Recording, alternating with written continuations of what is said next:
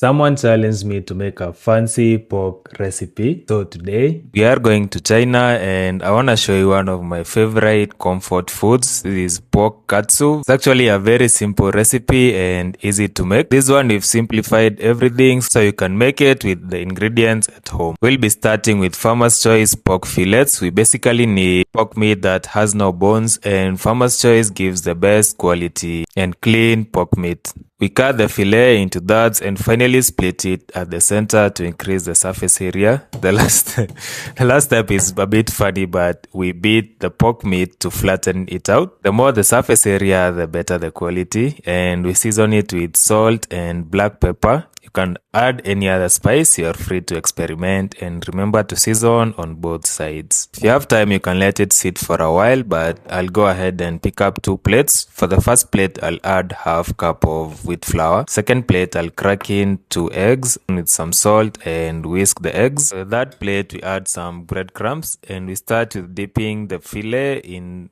with flour. Make sure every part is covered and shake to remove the excess, followed by dipping in the eggs. Make sure every part is covered and shake to remove the excess, and finally to the breadcrumbs. Make sure every part is covered and shake to remove the excess. Too much information, but it was midnight, gas ikaisha, so using the hot plate, one fillet at a time. Luckily we don't need too much time, 10 minutes. If you're using normal gas, that should be around 8 minutes. Basically, when it turns browns, we are good to go. And now we make our simple sauce. I started with cutting down around 3 tomatoes, 2 onions, 1 carrot, a few cloves of garlic and ginger. When blending, obviously we start with pouring some water at the bottom, and we add in our ingredients, our content, and give them a nice blend. So the texture that you need will totally be optional. You can go for completely smooth or you can go for a bit chunky texture. Spring onions are for garnish, and what we're doing is cutting very thin strips. Strips are easy to curl, and finally we add them in cold water to remove all the fats, grease for easy handling.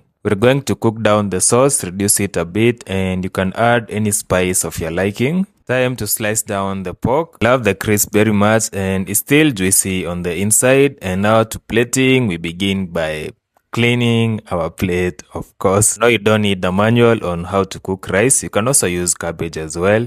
Plenty of sauce, and finally we add in our katsu.